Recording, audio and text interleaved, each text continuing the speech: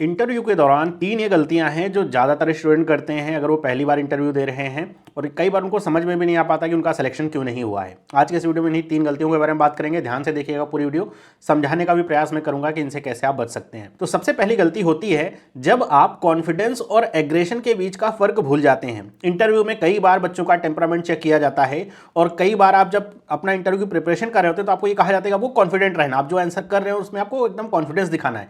लेकिन इस चक्कर में बच्चे इस बात को भूल जाते हैं कि कॉन्फिडेंट रहना और एग्रेशन में आने में डिफरेंस होता है।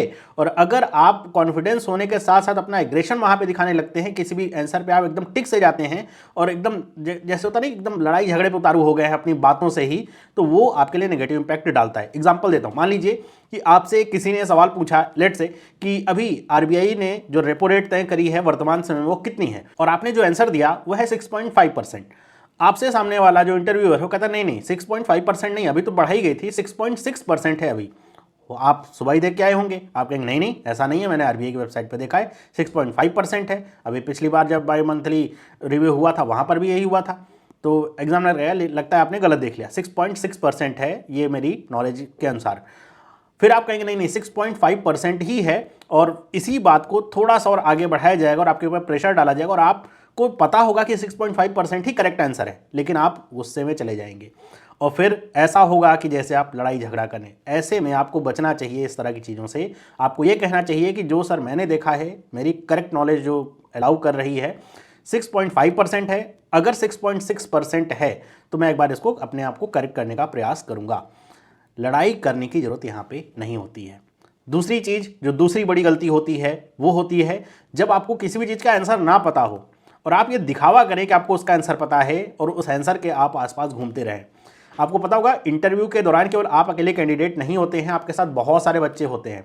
तो बहुत सारे बच्चों का इंटरव्यू लेना है और आप एक ही आंसर को लेकर जलेबी की तरह घुमाए जा रहे आंसर पे आ नहीं रहे हैं। तो ये आप सोचेंगे कि नहीं मैंने तो अपना पूरा अच्छा एफर्ट डाला आंसर करने का, भले मैं आंसर ना दे पाया हूँ तो बहुत अच्छा इफेक्ट पड़ेगा क्या? बिल्कुल नहीं, बहुत खराब इफेक्ट पड़ेगा। आपसे उम्मीद करी जाती है कि अगर आपको आंसर नहीं आ रहा है तो आप, सिंपल सी बात है, थोड़ा सोचने का प्रयास जरूर करें। आंसर नहीं आता है तो आप उनको सीधे सीधे बता सकते हैं कि sorry sir, I am not able to recall it, या फिर सर मुझे आंसर नहीं पता है। बस आपसे अगला सवाल हो जाएगा।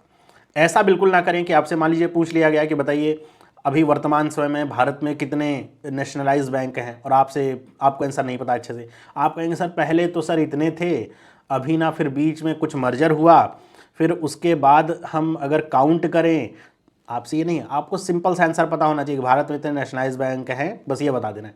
पहले क्या थे, अब क्या है, कितने मर्जर हुए, वो तो फर्दर अगर क्वेश्चन होता है तब आपको आंसर करना होता है कि अच्छा मर्जर होने के बाद कितने और रह गए हैं, ये सब चीज़ें। और तीसरी जो सबसे बड़ी गलती करते हैं बच्चे, उसमें बहुत सारे बच्चे फंसते हैं, वो होते हैं ऐसे बच्चे जो बोलने में ज़्यादा यकीन करते हैं सुनने की तुलना में। मतलब आपको गुड लिसनर होना चाहिए। जब तक आप क्वेश्चन सुनेंगे नहीं, काउंटर क्वेश्चन सुनेंगे नहीं, तब तक आप उसका आंसर दे नहीं पाएंगे। कई बार होता है आपसे पूछ लिया जाता है कि बताइए भारत की इकोनॉमी की 5 बड़ी विशेषताएं या 5 खासियतें, क्या आप बता रहे होंगे, 1 विशेषता, 2 विशेषता, 3 विशेषता। ऐसे में बीच में से आपसे कोई काउंटर क्वेश्चन आ जाएगा, अच्छा छोड़िए इसको, आगे बढ़ते हैं, लेकिन आपने सुना ही नहीं, आपसे पूछ लिया गया कुछ और क्वेश्चन और आप सोच रहे हैं मैं अपना आंसर कंप्लीट करूंगा तभी मैं आगे बढ़ूंगा। ये गलत बात है। जब भी आपसे कोई काउंटर क्वेश्चन होता है आपको बोलना बंद कर देना चाहिए और सुनने पे ध्यान देना चाहिए, क्योंकि वहां पे आप क्वेश्चन का आंसर करने गए हैं। एग्जामिनर को आपके 2 आंसर सही पता चल गया होगा कि आपको पता होगा, 5 बता लेंगे, तो आगे क्वेश्चन करने चाहते हैं आपसे। अब आप ये कहें कि नहीं हम जब तक अपना वो 300 वर्ड का ऐसे बोल नहीं लेंगे तब तक हम आगे नहीं बढ़ेंगे, ये आपको बहुत निगेटिव इंपैक्ट करेगा। तो कुल मिलाकर के बात अगर हम कहें तो आपको वहां पे एक सभ्य, शिक्षित, इन्फॉर्म्ड और विनम्र अपने आप को दिखाना होता है।